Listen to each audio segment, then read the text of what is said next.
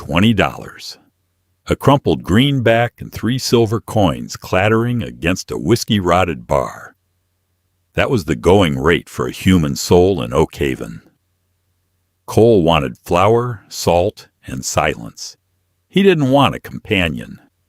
But when she raised her head, the mountain man's solitary life shattered. Rain lashed against the slatted siding of the miner's saloon, washing the horse manure and mud of the thoroughfare into a thick putrid soup.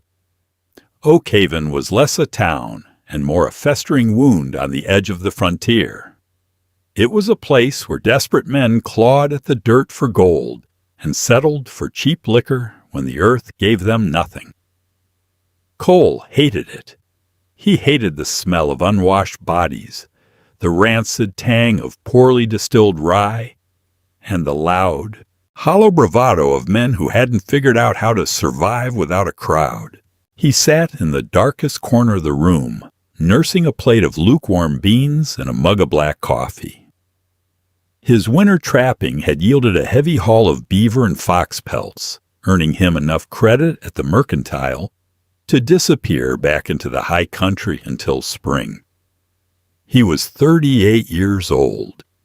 His face was a map of harsh weather and close calls, marked by a jagged scar that ran from his left temple into a thick, dark beard.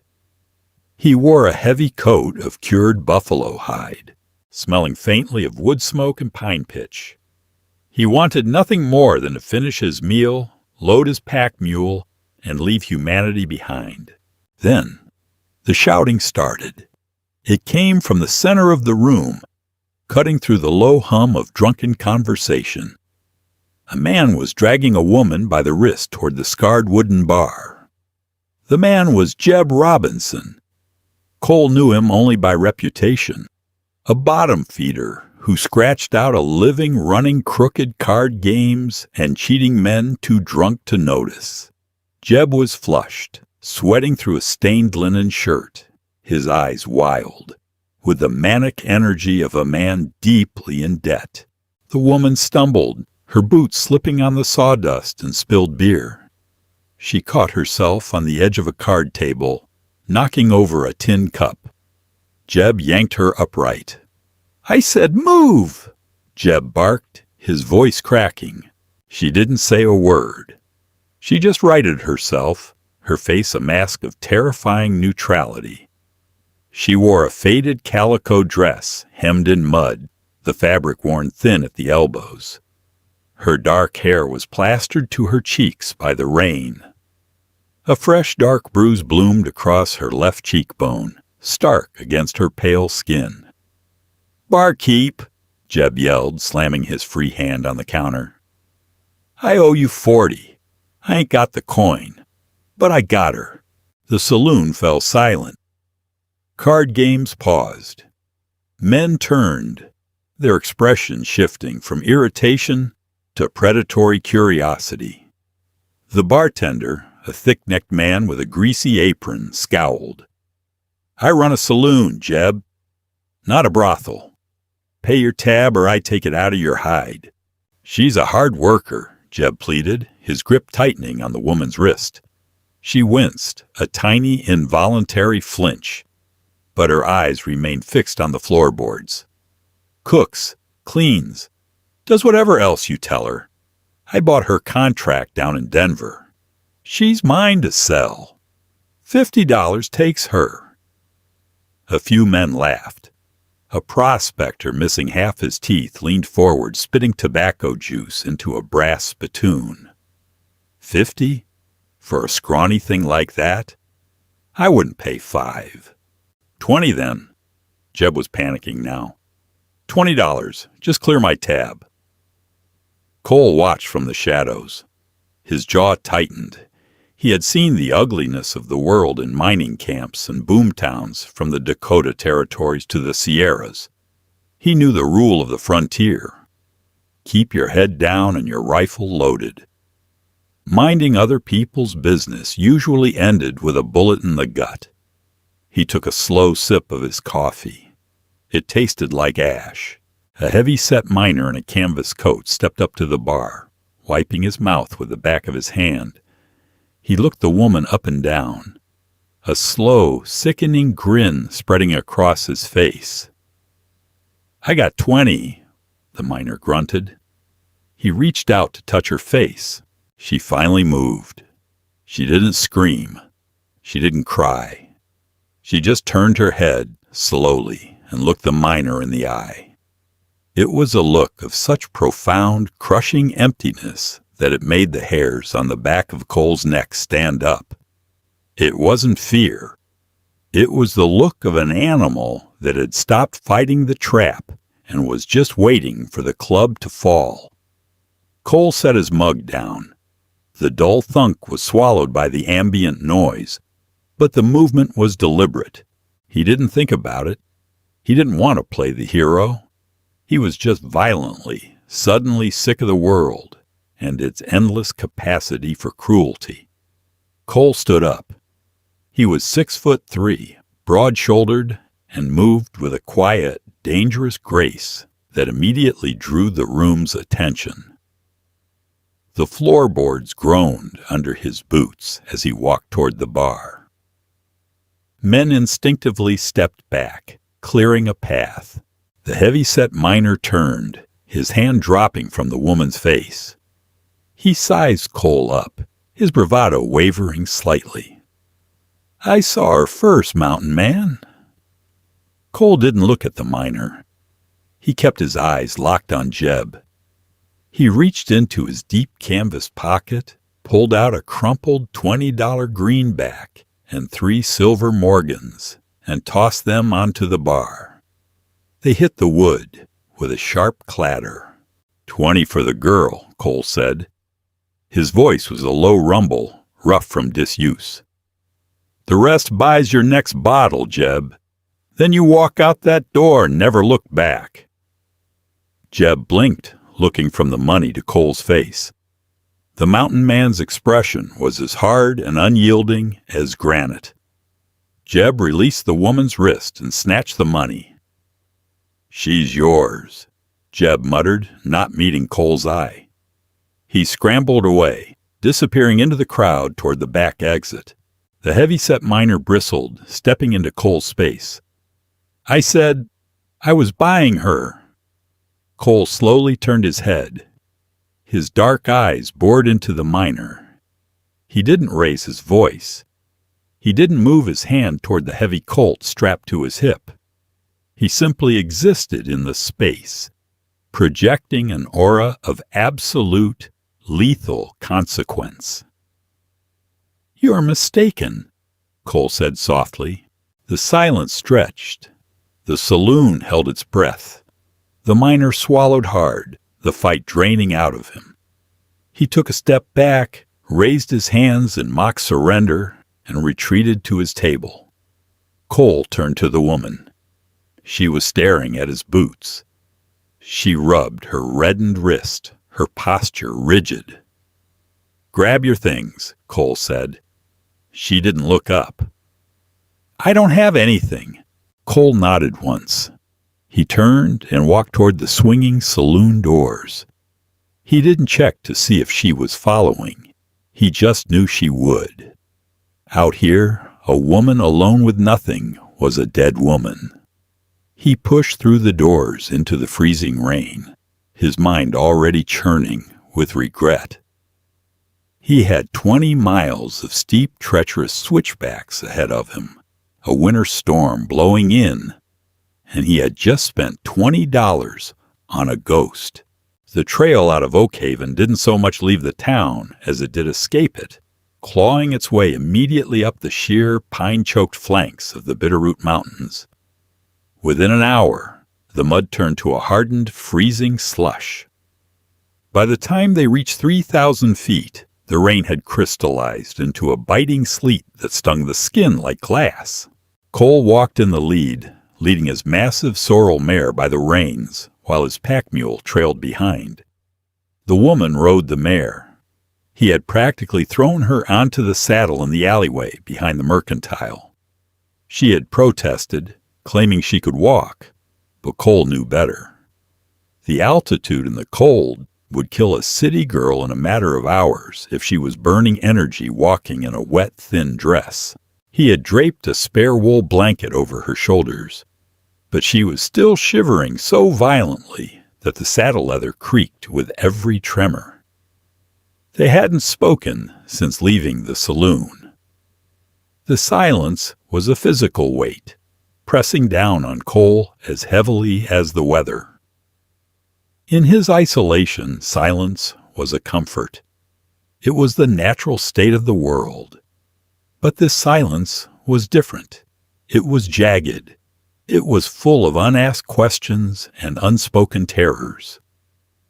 He glanced back over his shoulder. She sat rigidly upright, her hands gripping the saddle horn so tightly her knuckles were translucent. The blanket was pulled over her head like a cowl, shadowing her face. The sleet was piling up on her shoulders, but she didn't attempt to brush it off. She just endured. Cole frowned, turning his eyes back to the trail. A rock gave way under his boot, tumbling down the steep embankment into the roaring creek below. He caught his balance easily, his body attuned to the treacherous terrain. "What the hell are you doing, Cole?" he thought to himself. He didn't have a spare bed in the cabin. He barely had enough provisions for 2 people if the winter ran long. He didn't know how to talk to a woman, let alone one who had just been bartered away like a sack of grain. He assumed she thought the worst of him. Why wouldn't she? Men in Oakhaven didn't buy women to save them. They bought them to own them. The wind shifted, howling down a narrow ravine and hitting them broadside. The mare nickered nervously, her hooves slipping on a slick patch of shale. The woman pitched forward, losing her grip on the horn, but caught herself on the horse's mane just before sliding off. Cole halted. He tied the mule's lead to a sturdy cedar branch and walked back to the mare. "Get down," he said over the wind. She looked at him, her eyes wide, a flicker of genuine fear finally breaking through the numbness. She hesitated. "I said get down. We walk from here. It's too steep to ride in the ice." She clumsily dismounted. Her legs buckled the moment her boots hit the frozen ground. She hit the dirt hard, scraping her hands on the rocks. Cole cursed under his breath. He stepped forward to help her up, reaching out a gloved hand. She flinched violently, scrambling backward like a cornered animal, her chest heaving. The sheer panic in her movement made Cole freeze. He let his hand drop slowly to his side. "I ain't going to hurt you," he said. His voice was gruff, louder than he intended. She didn't answer. She just pulled herself up using the stirrup, her head bowed.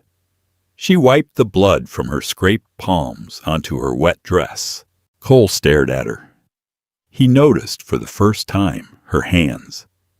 They weren't the soft, delicate hands of a saloon girl. They were calloused, scarred, the fingernails broken and packed with dirt. These were hands that chopped wood, scrubbed floors, and dug in the earth. He unbuttoned his heavy buffalo hide coat and shrugged it off. Underneath he wore a thick wool sweater. The freezing air hit him instantly, but he ignored it. He held the massive coat out to her. "Put it on," he ordered. She looked at the coat, then up at him. "You'll freeze." It was the first sentence she had spoken to him.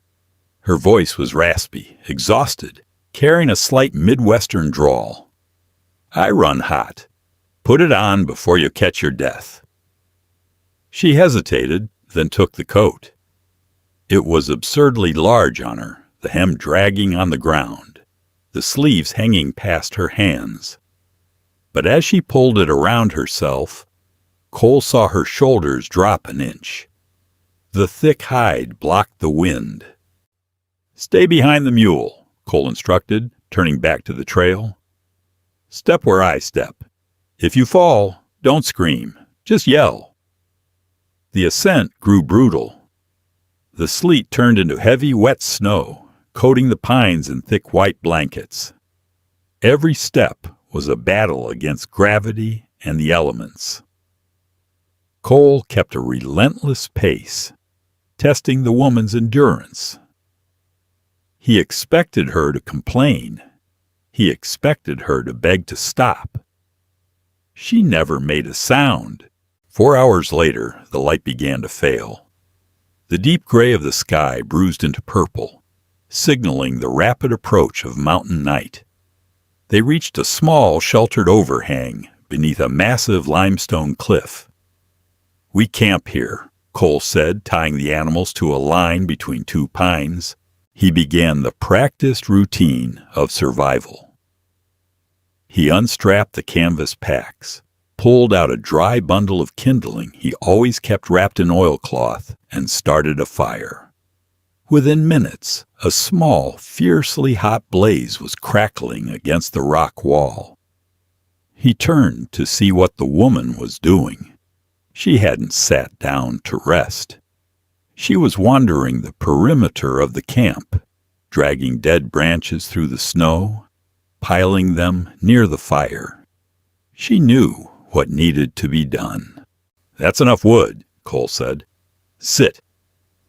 She dropped a branch and moved to the far side of the fire, as far away from him as the overhang would allow. She pulled her knees to her chest, burying her face in the oversized collar of his coat. Cole filled a tin pot with snow and set it on the coals to boil. He threw in a handful of ground Arbuckle's coffee. He sliced off a few chunks of hardtack and dried venison, tossing them into a skillet to soften. When the coffee was ready, he poured a tin cup and walked it over to her. He set it on a rock near her feet, along with a piece of the softened meat. "Eat," he said, stepping back quickly so as not to crowd her. She reached out with a trembling, bloody hand and took the cup. She let the heat seep into her skin for a long moment before taking a sip. Cole sat across the fire, eating his own rations in silence. The firelight danced across her face. Without the mud and the stark lighting of the saloon, he could see she was young, maybe mid-20s, though the lines around her eyes suggested she had lived twice that. "You don't talk much," she said softly, her voice barely carrying over the crackle of the burning pine. Cole chewed a tough piece of venison. "Nothing much worth saying." She looked down at her cup. "My name is Shelby." "Cole." The silence returned, but the jagged edge was gone. It was replaced by a heavy, profound exhaustion. "Why didn't you let him buy me?" she asked. Cole stopped chewing. He stared into the fire, watching a pine cone turn to white ash. He thought about the heavy-set miner. He thought about the dark, rotting rooms above the saloon. "I don't like the smell of that place," Cole said finally. "And I don't like watching dogs kick a wounded animal." Shelby didn't respond. She just pulled the buffalo coat tighter around her small frame and stared into the flames until her eyes fluttered shut. They broke through the timberline by mid-afternoon. The storm had passed, revealing a stark landscape of jagged granite and endless snowfields under a violently blue sky. Cole's cabin sat in a sheltered bowl just below a high ridge. Built of thick, hand-hewn lodgepole pine, it was sturdy, quiet, and deeply isolated. Smoke still curled lazily from the stone chimney. He pushed the heavy oak door open. Shelby walked past him, stopping in the center of the single room. It was Spartan, but immaculately clean. A heavy iron stove, a wooden cot piled with bear pelts, a small table. Dried herbs and traps hung from the rafters, filling the air with the sharp scent of pine and oiled steel. The home of a man who lived entirely alone. Cole dropped the burlap sacks of flour and unbuckled his gun belt. "Take off the coat," he said, moving to stoke the stove's embers. "It's warm enough." Shelby slipped out of the heavy buffalo hide, She stood awkwardly by the iron stove, staring at the floorboards. The bruising on her cheek was a deep, ugly purple. Cole felt the vastness of the mountains shrink. He didn't know the geometry of sharing space. "That's your bed," he said, pointing a calloused finger toward the cot. Shelby looked at the bed, then at him. "Where do you sleep?" "Floor." She shook her head slowly. "You bought me. You get the bed." I said, "You take the bed. I sleep fine on the floor." The tension in the room spiked. Shelby's breathing hitched. A horrifying resignation washed over her features, erasing the spark of defiance she had shown on the trail.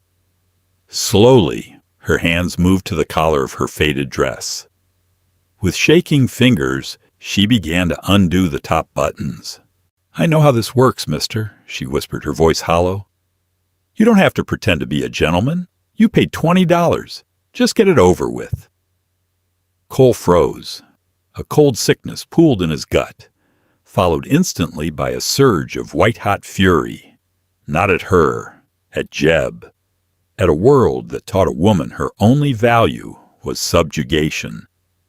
"Stop," Cole commanded. His voice wasn't loud, but it struck like a physical blow. Shelby's hands halted at her collar. She squeezed her eyes shut, bracing for a strike. Cole took a slow, deep breath, forcing the anger down. He pulled out the single chair and pointed to it. "Sit down, Shelby." She moved to the chair, her posture stiff, hands clutching the fabric of her dress. Cole dragged a heavy wooden crate from the wall and sat opposite her. He rested his elbows on his knees, looking her dead in the eye. "Listen to me carefully," he rumbled. "I didn't buy a wife, and I didn't buy a whore. I bought my peace of mind because I couldn't stomach leaving you to the wolves." Shelby stared at him, searching his scarred face for a lie. "Then what do you want me to do?" "Nothing. You stay here until the spring thaw. Eat my food. Keep warm. When the pass is clear in May, I'll take you down to Bozeman. Put you on a train going east. Until then, you're safe. Nobody touches you. Especially not me." Shelby blinked. A single tear tracked down her bruised cheek. She wiped it away furiously. "I can't just do nothing," she whispered. "You can heal." Shelby shook her head. Reaching into the deep pocket of her dress, her hand trembled as she pulled out a small, ragged bundle wrapped in faded blue calico. She placed it gently on the table between them. Reverently, she peeled back the fabric. Inside was a small, roughly carved wooden toy. A horse missing one leg, the wood darkened by the oils of a child's hands. Cole looked at the toy, then up at Shelby. The sickness in his gut returned, heavier this time. "Jeb didn't just sell me," Shelby said, her voice devoid of inflection. 3 weeks ago, down in the valley, a town called Red Gulch. He lost heavy at the faro tables." She looked up. Her eyes were shattered glass. "He traded my boy to a blacksmith to pay off his debt." Cole felt the breath leave his lungs.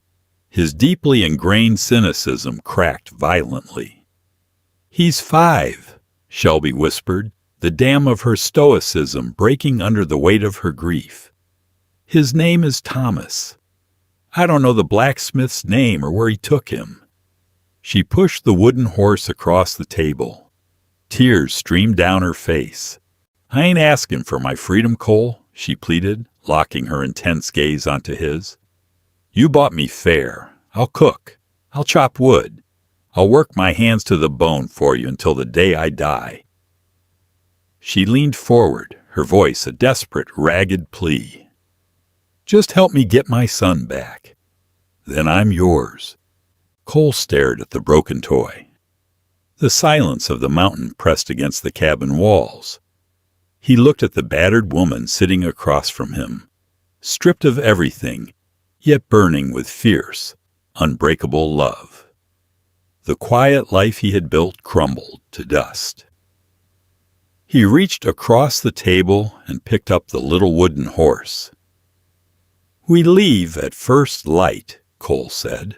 Morning hit the high ridges like a hammer, pale and freezing. They rode out before the sun fully crested the eastern peaks, leaving the safety of the cabin for the bitter wind of the trail. Cole packed light, extra ammunition, a coiled lariat, and enough dried rations to get them to the valley and back. He didn't pack for failure.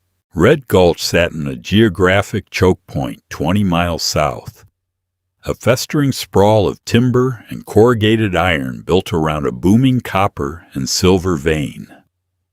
Smelter smoke hung over the valley in a permanent suffocating cloud, choking out the winter sun.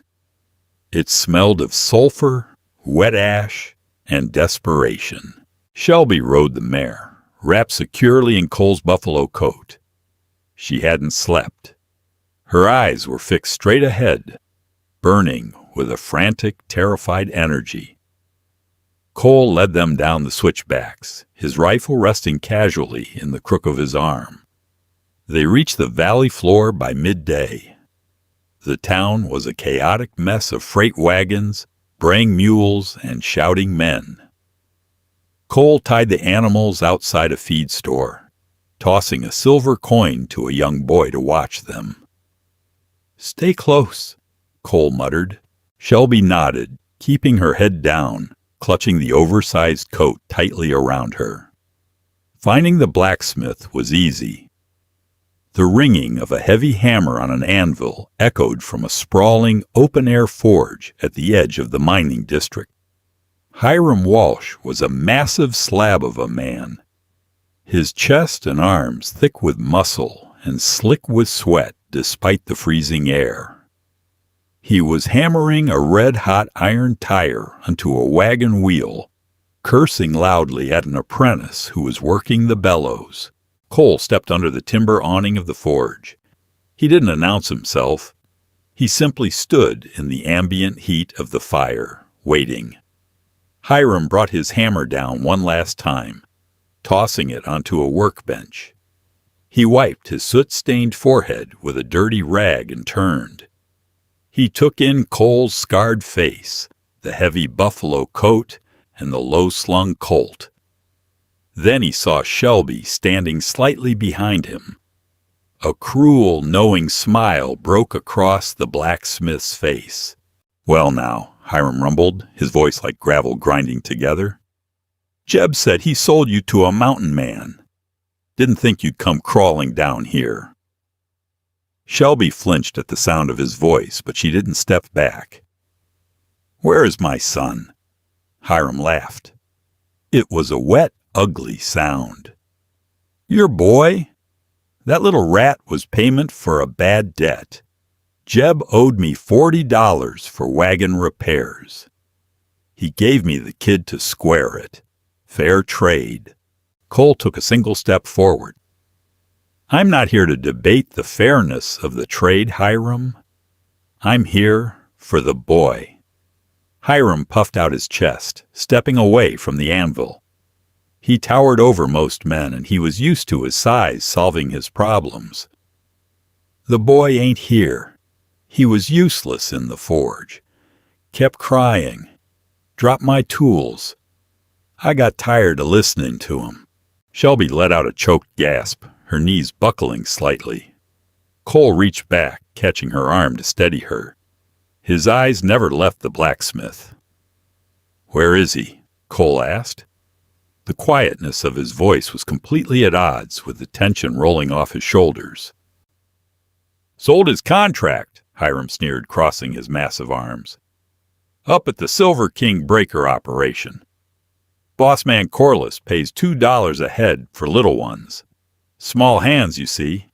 Good for reaching into the ore chutes when the rocks jam." The air in the forge seemed to turn to ice. Mining breaker chutes were a death sentence for men, let alone a 5-year-old child. Heavy rocks, crushing gears. and a constant blinding haze of toxic dirt. Cole nodded slowly. He didn't yell. He didn't pull his gun. Instead, he lunged. The movement was so fast, so entirely unexpected from a man of Cole's size, that Hiram didn't even have time to raise his hands. Cole drove his shoulder directly into the blacksmith's sternum. Hiram crashed backward into the heavy workbench, sending tools clattering to the dirt floor. Before the giant could recover, Cole grabbed him by the throat and slammed him against the brickwork of the forge, mere inches from the roaring coal fire. "You listen to me, Hiram?" Cole whispered, his face inches from the blacksmith's ear.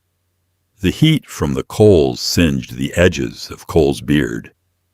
"If that boy is hurt, if he is missing a single finger from those chutes, I will come back here, and I will put your head in that fire. Do you understand me?"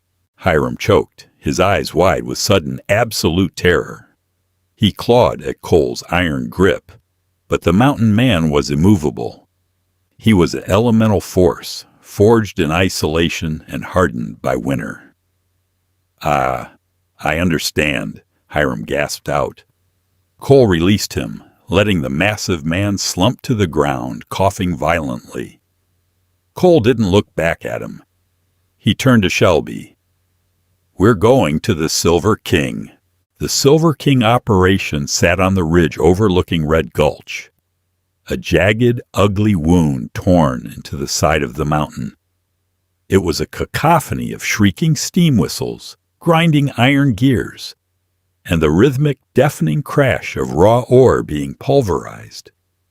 Cole didn't bother trying to sneak in. He rode the mare straight up the main access road, Shelby seated tightly behind him, her arms wrapped around his waist. They reached the breaker shed, a massive, multi-story timber structure where the raw rock was dumped, sorted, and crushed. The noise was physical, vibrating through the soles of their boots. Dozens of men, their faces blackened with soot, shoveled rock onto moving conveyor belts. Cole dismounted and helped Shelby down. He pulled his Winchester rifle from the saddle scabbard. He didn't cock it, but he held it comfortably at his side, an undeniable promise of violence.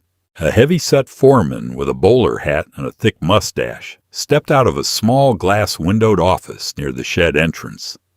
He held a thick wooden pick handle like a club. 2 armed guards holding shotguns flanked him. "You're trespassing, mountain man!" the foreman shouted over the din of the crushers. "Turn around and ride out, or they'll be sweeping you up with the slag." Cole kept walking. "Looking for a boy, 5 years old, brought up here by the blacksmith a few weeks ago." The foreman laughed bitterly. "We got 20 breaker boys in there, all contracted legal. You want one? You talk to Mr. Corliss in Chicago. Now back off." Cole stopped 10 feet from the men. He looked at the guards. They were young, their eyes darting nervously from Cole's scarred face to the rifle in his hand. They were paid to intimidate striking miners, not to die. "I'm going into that shed," Cole said calmly, his voice slicing through the mechanical roar. "I'm walking out with a boy named Thomas. The only thing you 3 have to decide is whether you're going back to your families tonight." The foreman's face flushed with anger. He raised the wooden club. "Take him." The guards hesitated for a fraction of a second. It was all Cole needed. He didn't raise the rifle. He simply snapped his arm up, the heavy brass butt plate of the Winchester connecting squarely with the underside of the foreman's jaw with a sickening crack. The foreman crumpled to the dirt, out cold, before he hit the ground. In the same fluid motion, Cole racked the lever of the rifle and leveled the barrel at the chest of the guard on the right. "Drop 'em!" Cole barked. The guards looked at their bleeding boss, then at the mountain man. The metal shotguns hit the dirt. "Inside," Cole said to Shelby. She didn't need to be told twice. She ran past the guards, plunging into the deafening, choking darkness of the breaker shed.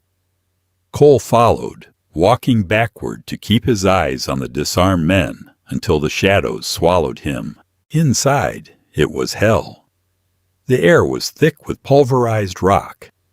Small figures, barely visible in the gloom, perched precariously over the moving belts, their small hands darting in and out of the churning rocks to pull out jammed slate. "Thomas!" Shelby screamed. The sound tore her throat, barely carrying over the grinding gears. "Thomas!" She ran down the line, ignoring the shouting overseers, peering into the blackened faces of the children. Near the end of the line, beneath a massive iron cog, a small boy sat huddled on a wooden crate. He was tiny, practically swimming in a torn wool shirt. His face was entirely black with soot, save for the tracks his tears had washed clean down his cheeks. He was shivering, his bruised fingers bleeding onto the rocks. "Tommy!" The boy looked up, his eyes widened. "Mama!" Shelby fell to her knees in the sharp gravel. She didn't care about the dirt, the noise, or the overseer who was marching toward her with a raised crop. She threw her arms around the boy, burying her face in his filthy neck. Sobbing with a sound so primal and broken, it made the surrounding miners stop working. "I got you," she wept, rocking him back and forth. "I got you, my sweet boy. Mama's here." The overseer raised his crop to strike her back. "Get away from the belt, you crazy." He never finished the sentence. Cole's heavy hand clamped onto the back of the overseer's neck, lifting him onto his tiptoes and throwing him violently into a pile of discarded lumber. Cole stood over Shelby and the boy. He looked down at the tiny, frail child. Thomas looked up at him, terrified of the giant man in the buffalo coat. Cole knelt, the joints of his knees popping. He pulled off his heavy leather glove and gently wiped a smudge of soot from the boy's cheek with his thumb. "Let's go home," Cole said. The spring thaw came late to the bitter roots, but when it arrived, it broke the back of winter in a matter of days. The snowmelt turned the creek behind the cabin into a roaring torrent, and the high meadows exploded in a riot of purple lupine and yellow balsam root. Cole sat on the chopping block near the woodpile, dragging a whetstone methodically across the blade of his hunting knife. The morning air was crisp and smelled of wet earth and pine. The cabin door creaked open. Shelby stepped out onto the porch carrying a tin basin of soapy water. She tossed the water into the dirt. The bruising on her face had long since faded. The hollow emptiness in her eyes was gone, replaced by a quiet, steady strength. She had gained weight, and the morning sun caught the rich brown of her hair. Behind her, little Thomas came running out, chasing a blue jay. He tripped over a tree root, tumbled into the grass, and immediately popped back up, laughing. Cole watched the boy. A strange, unfamiliar warmth settled in his chest. Shelby wiped her hands on her apron and walked over to the woodpile. She stood near Cole for a moment, watching Thomas play.